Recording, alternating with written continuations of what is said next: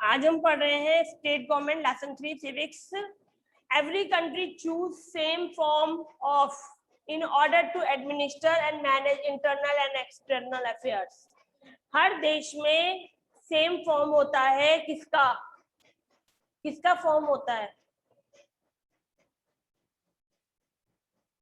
किसी का फॉर्म होता है और चलाने के लिए एडमिनिस्ट्रेशन गवर्नमेंट। Very good. तो ना यहाँ पर फिल कर दीजिए government. People in order to elect the government, यहाँ पर क्या होना चाहिए?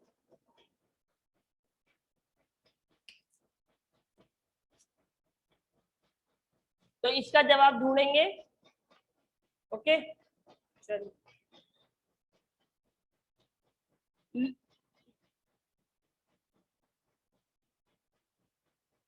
Look at the political map of India. Have you observed that some places on the map are marked with a yellow dot? कुछ जगहों को आप मैप पर देखिए, उन्हें येलो डॉट से मार्क किया गया है। Some of them are the state capitals and other the union territories. कुछ तो ये state capital है, कुछ union territory है। Difference उनमें ये है, the main difference between the state and the union territory is that the state have their own state government. State और union territory में यही difference है कि state की अपनी government होती है, union territory में administration जो है वो central government के द्वारा चलाया जाता है। Why do not have the separate government and the chief minister? क्यों उनके अपने chief minister नहीं होते और separate government नहीं होती है? Let us understand in detail why some state need the separate, और कुछ states में क्यों separate government की जरूरत होती है। India is a large diverse country. Bharat एक विशाल विभिन्नता का देश है जहां पर the need of the people, their issues and the problems that they face also differ from region to region. हर प्रदेश की, हर क्षेत्र की समस्याएं जो हैं वो अलग अलग होती है। One government at the national level would not be able to manage such a variety of issue. तो जो प्रॉब्लम्स हैं उनको सिर्फ एक सरकार सेंट्रल लेवल पर, देश के लेवल पर सॉल्व नहीं कर सकती है। अगर घर में 4 फैमिली रह रही हैं और 4 फैमिली के ऊपर एक आदमी खर्चा करता है या एक आदमी ही सिर्फ हर प्रॉब्लम को सॉल्व करता है, तो आप सोच सकते हो उस आदमी के ऊपर कितना बर्डन होगा। और अगर उन चारों फैमिली में एक एक मेन मेंबर हो जाए तो क्या होगा?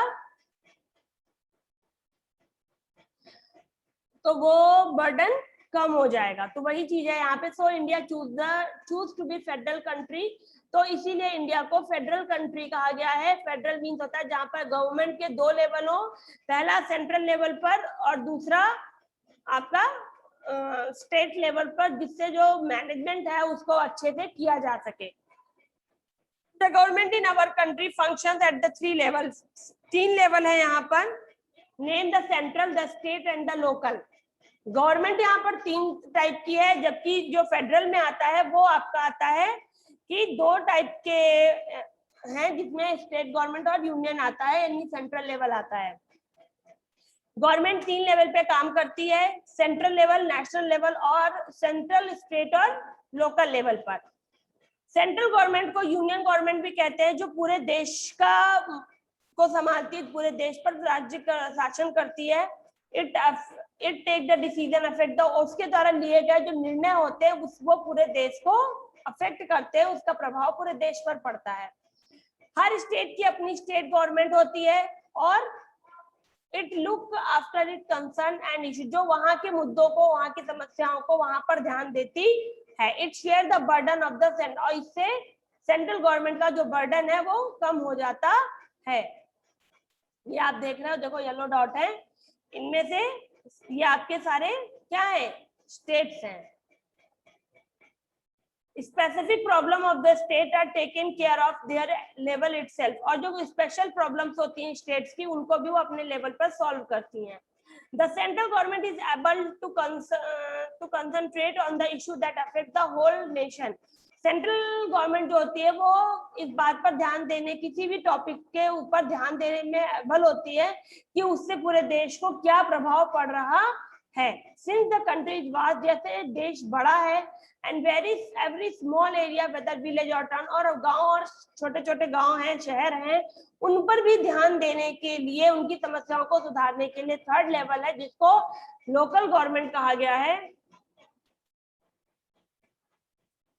और उस लोकल गवर्नमेंट में अर्बन एरियाज में लोकल गवर्नमेंट को म्यूनिसिपैलिटी, जबकि रूरल एरिया गांव में इसको पंचायत कहा जाता है। ये आप देख रहे हो, यूनियन गवर्नमेंट होगी सबसे पहले, उसके बाद से स्टेट आता है, फिर लोकल में 2 पार्ट्स होते हैं, अर्बन एरिया के लिए म्यूनिसिपैलिटी हो जाती है और रूरल एरिया के लिए पंचायत। अब स्टेट गवर्नमेंट कैसे बनती है? There are the 3 level of government, each perform similar function. जो सरकार के 3 लेवल हैं वो एक जैसे काम करते हैं, मिलते जुलते काम करते हैं। Only the scale of their responsibility is different, सिर्फ उनकी जिम्मेदारियों का जो स्केल होता है वो बढ़ा घटा होता है।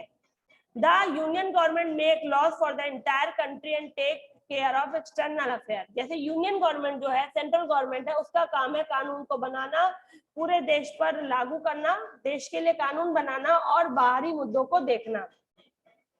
Government that all level in organize their work under the broad heads, और सरकार ने इन कामों को देखने के लिए 3 लेवल बनाए हैं, उनके 3 मुख्य भाग बनाए हुए जो हर लेवल पर काम को देखते हैं। जो है पहला लेजिस्लेचर, लेजिस्लेचर जो कानून बनाता है, एग्जीक्यूटिव जो उसको इम्प्लीमेंट करता है, उन कानूनों का पालन करवाता है, और फिर आता है जुडिशरी जो उन कानूनों को के इन्फोर्स करना, उनको कैसे लागू करना है, उनसे रिलेटेड क्या क्या नियम है वो एक तरह से, यानी कि आपके जो लेजिस्लेचर है उसमें आपकी पार्लियामेंट, संसद आती है और राष्ट्रपति आता है जो कानून बनाने का काम करते हैं। प्राइम मिनिस्टर है, उसका कैबिनेट है, लक्ष्मी वेट। ये आपको मैं सेंट्रल लेवल पे अभी बता रही हूँ। लेजिस्लेचर का काम होता है, उसके अंतर्गत प्राइम मिनिस्टर आता, वो प्रेसिडेंट और पार्लियामेंट आता है जहां पर कानून बनते हैं। ओके, उसके बाद आपका एग्जीक्यूटिव में प्राइम मिनिस्टर और उसका कैबिनेट आता है जो उन रूल्स को आगे बढ़ाता है, उनको देश पर लागू करवाता है। ठीक है, उसके बाद आपका जुडिशरी आता है जिसमें आपका सुप्रीम कोर्ट आता है, और सुप्रीम कोर्ट का काम क्या है? उन कानून, जो कानून बनाया गया उसको इन्फोर्स करवाना, लोगों में वो लागू है उससे रिलेटेड समस्याओं को सुलझाना, न्याय देना, अगर वो कोई गलती कर रहा है तो उसको सजा देना उस कानून से संबंधित। ठीक है, इन्फोर्स करवाने का काम कानूनों को जुडिशरी करती है, यानी कि सेंट्रल लेवल पर जुडिशरी में सुप्रीम कोर्ट आता है। ओके, इतना आपके लिए सेंट्रल लेवल पर है मैंने जो बताया अभी। स्टेट लेवल पे भी लेजिस्लेचर, एग्जीक्यूटिव और जुडिशरी होता है, वही चीज यहाँ पर छोटे तौर पे हो जाती है। यहाँ पर स्टेट लेवल पर लेजिस्लेचर में आपका गवर्नर आ जाता है, एग्जीक्यूटिव में आपका चीफ मिनिस्टर और उसका कैबिनेट आता है, और जुडिशरी में स्टेट के हाई कोर्ट आते हैं। वही चीज जो ऊपर हाई लेवल पे थी वो यहाँ आकर छोटी हो जाती है। वहां पर प्रेसिडेंट होता था लेजिस्लेचर में, यहाँ पर लेजिस्लेचर में आपका गवर्नर हो जाता है। वहां पर एग्जीक्यूटिव में प्राइम मिनिस्टर था, यहाँ चीफ मिनिस्टर और उसका कैबिनेट, वहां पर प्राइम मिनिस्टर और उसका कैबिनेट होता है। जबकि आपके जुडिशरी में वहां पर सुप्रीम कोर्ट और यहाँ पर स्टेट के हाई कोर्ट आ जाते हैं। This organization of the work is also called separation of work, of power। और जो ये काम का बंटवारा है इसको शक्तियों का विभाजन कहा जाता है, सेपरेशन ऑफ पावर कहा जाता है। It help the system to function, इसकी वजह से जो काम होता है वो बहुत ही स्मूथली तरीके से हो जाता है, and without any duplicate of work, बिना किसी नकल के। यानी ये नहीं कि वो काम कैसे किया जाए उसके बदले दूसरा काम कर दिया, डुप्लीकेट का काम शुरू किया गया, ऐसा कुछ नहीं। जो काम है, जो नियम बना है उसको एज इट इज फॉलो किया जाता है। Power and responsibilities are clearly separated, शक्तियां और जिम्मेदारियां अलग अलग होती हैं। The state legislature has 2 houses, state legislature के 2 हाउसेस हैं। सेंट्रल लेवल पे जो सेंट्रल लेवल पे लेजिस्लेचर है उसके कोई पार्ट नहीं है, जबकि स्टेट लेवल पर लेजिस्लेचर के 2 पार्ट हैं। एक असेंबली और एक काउंसिल। इस बात को ध्यान रखना। सेंट्रल लेवल पर लेजिस्लेचर के कोई पार्ट डिवाइड नहीं है, जबकि स्टेट लेवल पर आने पर लेजिस्लेचर दो भागों में डिवाइड हो जाती है। पहला हो जाता है आपका क्या, लेजिस्लेटिव असेंबली, और दूसरा लेजिस्लेटिव काउंसिल। अब आपको बताया जाएगा गवर्नमेंट कैसे फॉर्म होती है, कैसे बनती है। मुख्यमंत्री का चुनाव होता है, ये सब सुनते हो, न्यूज में भी आता रहता है, यहाँ चुनाव वहां चुनाव। तो कैसे वो चीज होती है, और सेम यही प्रोसेस अभी आप सेंट्रल लेवल के लिए भी आगे क्लास में पढ़ोगे कि कैसे ये प्राइम मिनिस्टर चुना जाता है। वैसे सेम प्रोसेस ये चलता है, सिर्फ यहाँ पर काउंसिल और असेंबली है, वहां पर सिर्फ एक लेजिस्लेटिव होता है और एग्जीक्यूटिव होते हैं। When it is a political party, जब कोई political party is able to win more than half of the number of total constituencies, in words को अंडरलाइन कर लेना, इनकी मीनिंग बता दी जाएगी। जो टोटल कॉन्स्टिट्यूएंसीज है, यानी जो निर्वाचन क्षेत्र हैं, ठीक है, वहां पर जो सीटें होती हैं, जैसे यूपी में 87 या 90 के आसपास कॉन्स्टिट्यूएंसीज हैं, तो उनकी हाफ ऑफ 90 और 87 का आधा कर लिया जाए, उतनी सीटें जो पार्टी जीतेगी, it is said that have वोन बाय मेजॉरिटी, और कहा जाता है ये बहुमत से जीते हैं। दिस पार्टी, और ये पार्टी चुनाव जीती है, can form the state government, और ये सरकार बनाएगी प्रदेश की। A government is elected for a period of 5 years, कोई भी सरकार 5 सालों के लिए चुनी जाती है, after which elections are held again, फिर उसके बाद दोबारा इलेक्शंस कराए जाते हैं। यानी योगी बाबा को आए हुए 5 साल पूरे होने वाले, दोबारा चुनाव की तैयारी है, 22 में चुनाव होंगे यूपी में। ऑल अदर्स कैंडिडेट, इसके अलावा जो दूसरे कैंडिडेट होते हैं, हु विन फ्रॉम द, जो, क्योंकि योगी आदित्यनाथ सिर्फ गोरखपुर निर्वाचन क्षेत्र से खड़े हुए थे, तो वो वहां से जीते।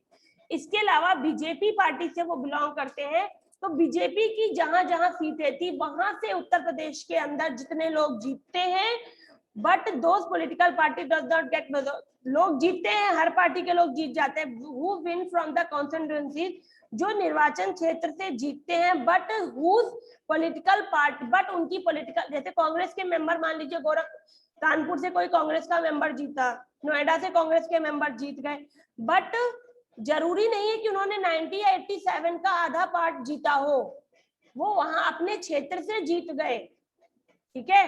जैसे रायबरेली से सोनिया गांधी हमेशा जीतती हैं, वहां से कोई और नहीं जीतता, वो उनका निर्वाचन क्षेत्र है, वो वहां से हमेशा जीतती हैं। तो क्या है, वहां से तो वो जीत गई, पर मेजोरिटी में नहीं आई ना, उन्होंने इतनी ज्यादा सीटें नहीं कलेक्ट की पूरे यूपी के अंदर कि वो स्टेट सरकार बना पाती। तो वही चीजें, उनको अपोजिशन में ले लिया जाता है, वो विरोधी पार्टी, विपक्ष बन जाते हैं। अगर कोई पार्टी, क्या होता है, अगर कुछ सभी, मान लीजिए आपकी 10 कॉन्स्टिट्यूएंसीज हैं और 5 पार्टियों ने 2-2 करके वोट जीत लिए, तो अब 2-2 में तो वोट बनेगा नहीं, जबकि 5 आपको पार्टी में सरकार में आने के लिए क्या करना होगा, 5 वोट, आप 5 सीटें आपके पास होनी चाहिए थी, 10 में से 5, 10 में से 7 सीटें आप गेन करते, तभी हम आपको सरकार बनाने देते। अब 5 पार्टियां हैं, उन्होंने 2-2 सीटें जीती हैं, तो कैसे सरकार बनेगी, तो गठबंधन बन जाता है। गठबंधन समझते हो ना, न्यूज सुनते हो तो आप सुन सकते हो, न्यूज में भी बताते रहते हैं, ये पार्टी हाथ मिला रही, वो पार्टी हाथ मिला के गठबंधन की सरकार बनती है। तो उसमें वो जो गठबंधन होता है, उसी को कोलिशन गवर्नमेंट कहा गया है। और उसमें ये होता है, जो पार्टी, अगर मान लीजिए किसी ने 3 वोट जीते और किसी ने 2, सबने 2, जो 3 पार्टी वाली होगी, फिर उसको हाईएस्ट नंबर ऑफ सीट जिसके पास होते हैं, वो अदर नंबर ऑफ पार्टीज के साथ टाई अप करते हैं, संधि करते हैं, यानी कि 3 वाला, अब उसको 3 है तो उसको 5 और वोट चाहिए ना, 5 और सीटें चाहिए, तभी वो 7-8 बना के जा पाएगा सरकार में।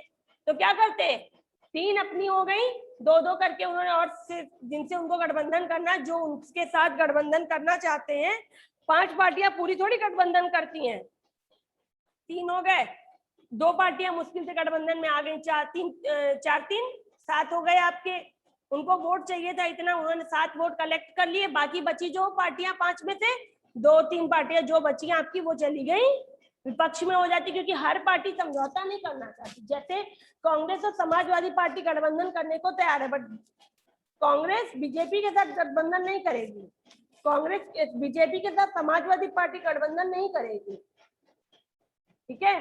मायावती नहीं करेंगी बीजेपी के साथ गठबंधन। इसके अलावा जो अन्य छोटी पार्टियां होती जैसे तृणमूल कांग्रेस है और छोटी छोटी किसान यूनियन ऐसे करके बहुत सी और छोटी पार्टियां होती, वो जो बीजेपी की समर्थक होंगी वो आके गठबंधन करती है और उतने वोट देती, वो अलग चीजें हो जाती थोड़ा। बट विपक्ष में इतनी आपकी कुछ लोग विपक्ष में चले गए और गठबंधन की सरकार बनती है। उस गठबंधन की सरकार में जो अब फिर ये तय करा जाता है कि कौन मुख्यमंत्री बनेगा, तो फिर ये समझौता होता है कि 3 वाला मुख्यमंत्री बन जाएगा, जिसने 2 सीटें दी हैं उनमें से एक उप मुख्यमंत्री बन जाएगा, और फिर जिसने 2 और दी थी उसमें से भी एक कोई और मंत्री बना दिया जाता है मुख्य, उसमें कि ये सारे लोग खुश हो जाएं, सारी पार्टी खुश रहे, पर वो लड़ते रहते हैं, ये बात है। For the purpose of election, election का पर्पज होता है कि स्टेट को नंबर ऑफ डिवीजन कॉन्स्टिट्यूएंसी, जो मैंने आपको बताया कि छोटे छोटे भागों में डिवाइड किया जाता है। From each constituency a number of candidate from different, बाहर जैसे नोएडा आपका एक निर्वाचन क्षेत्र है, यहाँ से हर पार्टी का मेंबर खड़ा होता है, एक बीजेपी का होता है, समाजवादी का होता है, कांग्रेस का होता है, जितनी आपकी पार्टियां हैं मेन उन सबके बंदे यहाँ से खड़े होते हैं, okay. Thus, he or she become a member of जो जीतता है वही लेजिस्लेटिव असेंबली का मेंबर बनता है, उसको मेंबर ऑफ लेजिस्लेटिव या एमएलए कहा जाता है, और जिसकी मिनिमम एज 25 होती है, ठीक है। कॉन्स्टिट्यूएंसी पॉपुलेशन के बेस पर बनाई जाती है, एरिया के बेस पर नहीं बनाई जाती है, ये बात जान लेना। जैसे कोई एरिया है जहाँ पे पॉपुलेशन बहुत ज्यादा है तो उसको कई पार्ट में डिवाइड कर दिया जाता है, ठीक है। पॉपुलेशन का एक उन्होंने क्राइटेरिया ले रखा है, जहाँ पर लाख है उसको अलग ले रखा है, जहाँ पर 1000 है उसका अलग। ये नहीं करा कि ये छोटा क्षेत्र है, क्षेत्रफल के अकॉर्डिंग या एरिया का स्क्वायर मीटर के अकॉर्डिंग नहीं होता है डिवीजन। कॉन्स्टिट्यूएंसी जो है आपकी वो एरिया के बेस पे नहीं, पॉपुलेशन के बेस पर कॉन्स्टिट्यूएंसी बनाते हैं, ठीक है। लेजिस्लेटिव असेंबली क्या होती है? विधानसभा, नाम सुनते हो, विधानसभा के चुनाव होने वाले हैं, अभी कुछ दिनों में आपको सुनाई देने लगेगा, विधानसभा के चुनाव होने जा रहे हैं, विधानसभा के चुनाव, ठीक है। तो वही चीज यहाँ पर बताई जा रही है।